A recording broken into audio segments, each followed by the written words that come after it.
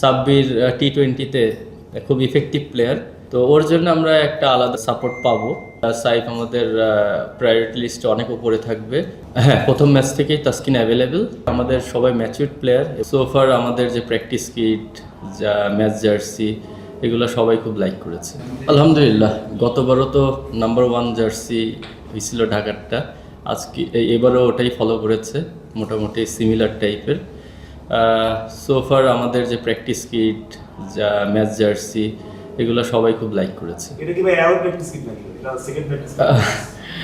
ঠিক বলতে পারবো না, কালকে রাতে পেয়েছি, আজকে পড়তে বলেছে তাই পড়েছি। আমি জানি না আসলে এটার রহস্যটা কি। যেমন প্রেস কনফারেন্সে মেবি হতে পারে। প্র্যাকটিস কিট নিয়ে কথা হচ্ছিল, একটু প্র্যাকটিস নিয়ে কথা বলতে চাই। গতকালকে আমরা আসলে দেখছিলাম যে অন্যান্য যে ফ্র্যাঞ্চাইজি তারা আসলে ফ্যাসিলিটিসটা খুব একটা পাচ্ছিল না। আমরা এখন দেখেছি যে নোয়াখালীর কোচ তিনি চলেও গিয়েছিলেন। সো আপনি প্র্যাকটিস বা আপনাদের প্র্যাকটিস নিয়ে কতটা স্যাটিসফাইড? আমাদের একদম ফার্স্ট ডে থেকেই আমাদের একদম প্রপার সেটআপ চলে আসছে। প্লেয়ারদের জন্য যা যা দরকার প্র্যাকটিসের জন্য সব কিছুই অ্যাভেলেবেল ছিল। আর প্রিপারেশনের জন্য প্লেয়ারদের যেই ফ্যাসিলিটিস দরকার, সবাই, আমি বিশ্বাস করি যে সবাই সবার ফ্যাসিলিটিসটাও পেয়েছে এবং সবাই সবার প্রিপারেশনটাও নিতে পেরেছে। রাজশাহীর বিপক্ষে খেলা আগামীকাল, তো আজকে রাজশাহীর ম্যাচটার প্রতি ঢাকার ক্রিকেটারদের আসলে নজরটা কিভাবে থাকবে যে বিশ্লেষণ? এটা আমাদের একটু অ্যাডভান্টেজ থাকবে, আগে থেকে একটু দেখে নেয়ার।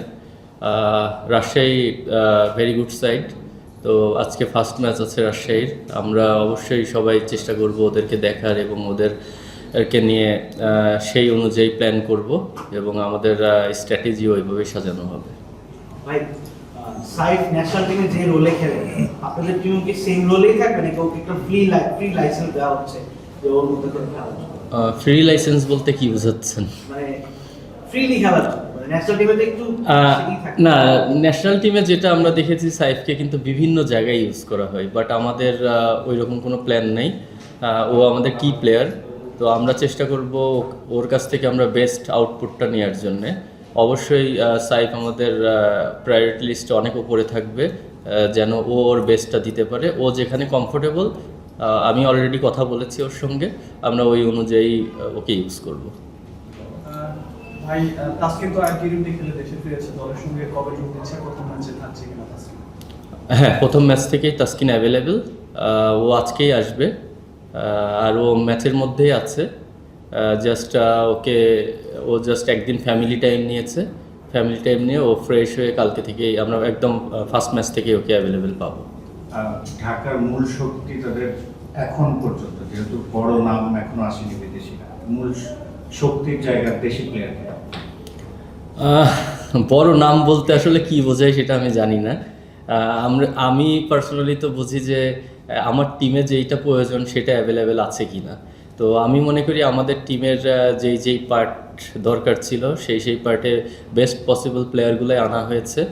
আর দেশি যেটা বললেন, আমাদের অনেক ভেরিয়েশন। আমাদের যদি ব্যাটিং এবং বোলিং অপশন দেখেন, আমাদের অপশন অনেক বেশি। টি-20 ম্যাচ স্পেশাল, মানে শর্টার ফরম্যাট ম্যাচে অপশন থাকলে পারে ক্যাপ্টেনের জন্য সবসময় ইজি হয় কাজটা।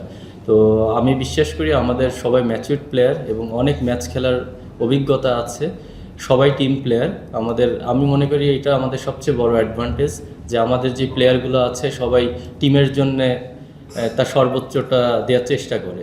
তো আমি মনে করি এটাই আমাদের এই টুর্নামেন্টে বড় কাজে দিবে। কোন বিদেশি অ্যাভেলেবল আছে কালকে ম্যাচের জন্য একটু? সোফার আমি যতটুকু জানি, ইমাদ ওয়াসিম তো আপনারা দেখেছেন, ও আগে জয়েন করেছে। উসমান এসেছে, তারপরে আপনার সালমান মির্জা আজকে আসার কথা, এবং আকবরই আছে, শারিফি আছে।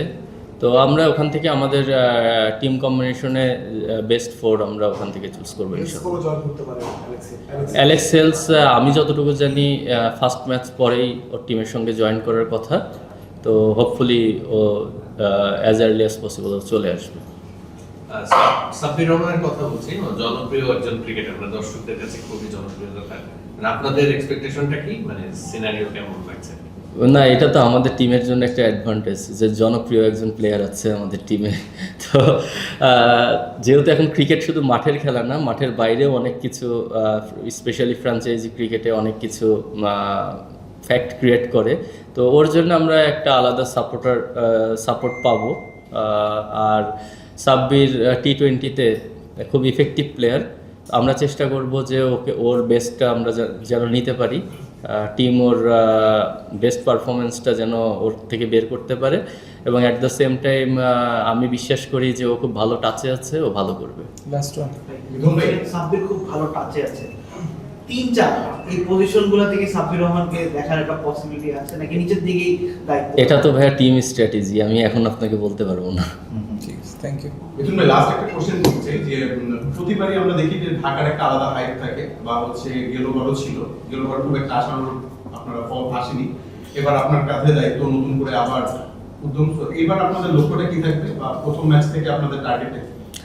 যেটা বললেন, ঢাকার একটা হাইপ থাকে, কিন্তু লাস্ট কয়েক বছরে আমরা হাইপের সঙ্গে পারফরমেন্সটা ম্যাচ করছে না। তো আমাদের এইবার টার্গেট থাকবে হাইপের সাথে সাথে যেন পারফরমেন্সটা ম্যাচ করে।